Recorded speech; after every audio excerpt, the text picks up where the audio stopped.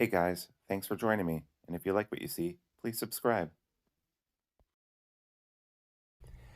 Hello peoples, welcome to Sharp Ends. Today I have some short little video to share with you about what to do when you get a brand new fixed blade. I'm going to just give some general advice. This is not a stainless steel. This is made out of A2. It's a Genesis by LT Wright. Very practical, well-made, American-made Scandi grind knife for bushcraft and survival. It has a Micatra handle with these beautiful brass pins in here, and you can see where it's rubbed up against the sheath as it's gone in and out already. That's natural. That's fine. This isn't a finish. This isn't a gloss finish. Something like this, Bravo 1 has a gloss finish on its Micatra, right?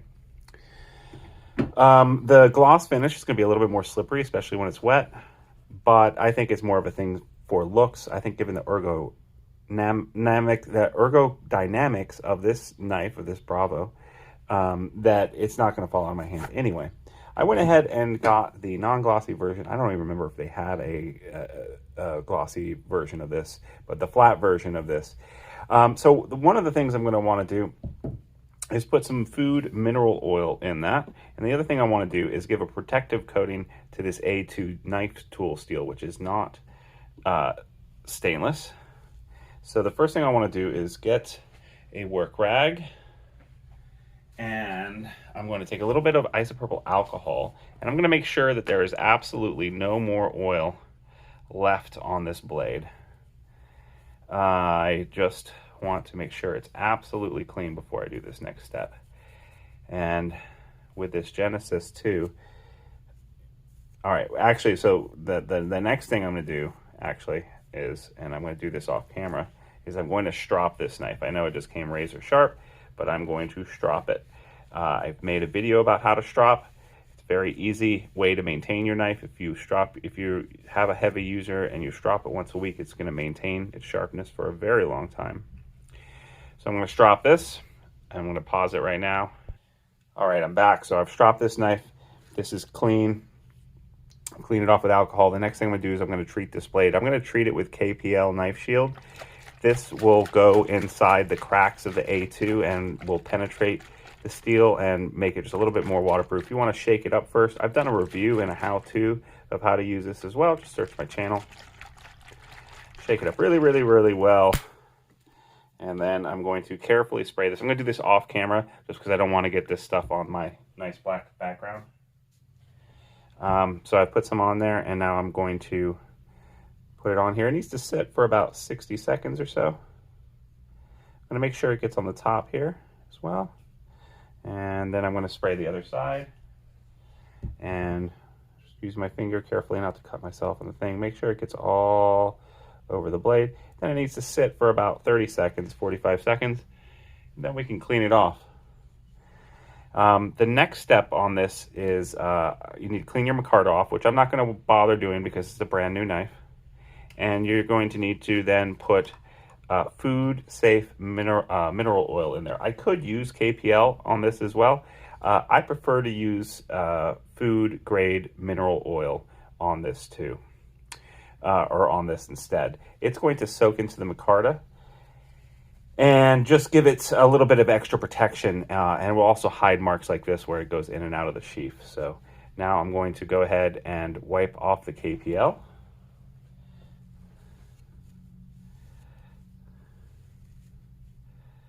And the KPL will suck into some of the pores in the metal. That's the hope, at least. And we'll keep it, make it a little bit more water resistant. KPL is also food safe, or food grade, as it were. And now I'm going to take some mineral oil, and this is good for all Micatra, especially the stuff that, and you can see it's just starting to soak in there. And what's going to happen is that's going to soak in there. It's going to become dry. And it's going to add a layer of protection, a little layer of waterproofness as well. And it will also just make the Micatra look better. It won't change its tactileness. This will soak in there and dry and won't be slippy in the hand or anything like that. Slippy in the hand, yeah, that's a technical term. You'll hear only here at Sharp Ends here.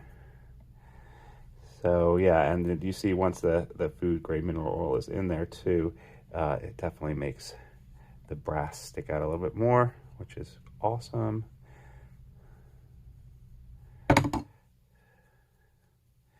I haven't done a review of this, just an unboxing of the Genesis. So far though, I have to say it is a brilliant piece of work. It is much more practical than a Bark River. By that I mean, Bark River has a ton of knife finishes. They're much more of an art knife, I would say. Although, you know, the basic Bravo with a flat black finish is going to be just fine for everyday use. But this is first and foremost a work knife. It's heavy in the hand. He's sharpened this at 90 degrees for flint steel, for you know, making fires. Ferro rods. There's lots of little details on this that make this knife much more of a, I don't want to say practical knife, but a everyday worker. This knife is meant to be used. So there, now you can see the Micatra has a nice sheen of that, and I've wiped off a lot of it, but not all of it. I want it to continue, it'll continue to soak in there. So I'm going to leave this out now, let all those oils soak in there. And then finally, the last thing you want to do with a new fixed blade is the sheath.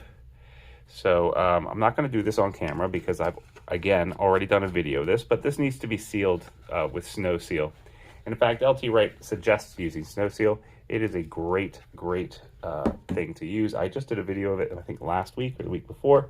Again, search my channel for it. Let me show you what it looks like. It's a beeswax based product. Here is a sheath that has not been sealed yet. Here is a sheath, same kind of sheath that has been sealed. And you can see it gives it this luster to it and makes it so that water kind of rolls right off it. I would say that it's water, I say it's water resistant, not waterproof. By that, I mean that if you left this at the bottom of the lake, it'd probably be fine for a week. But after a few weeks, this would disintegrate, or, you know, a few months or whatever. Whereas, and you can obviously go through the rain with this. Whereas this is going to suck up the water and not repel it like this will. So I'll use some Sno Seal on that too. So again, you can check out that video. Cool. And I've done an unboxing video of this guy if you want to look that up as well. So thanks so much, friends, for joining me today at Sharp Ends. I thought this video would be shorter, but it turns out it's already 8 minutes long. I will see you guys next time. And if you like this video, please like and subscribe. And if you'd like to support me, you can join me on Patreon or become a channel member here on YouTube. Thanks. See you next time. Bye-bye now.